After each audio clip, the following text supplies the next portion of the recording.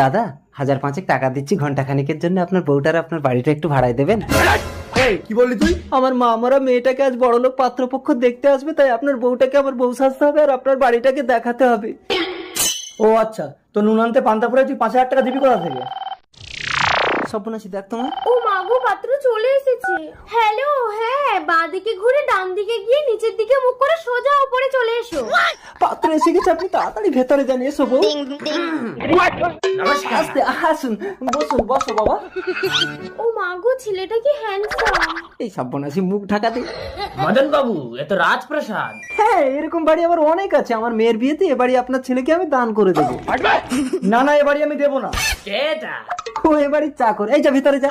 আসলে অনেকদিন ধরে আমার বাড়িতে কাজ করছে তো, তাই বাড়ির মায়া ছাড়তে পারছে না। আমার বাড়িতে আমি চাকর? তা আপনাদের আসতে কোনো কষ্ট হয়নি তো? না না, আমার তো 10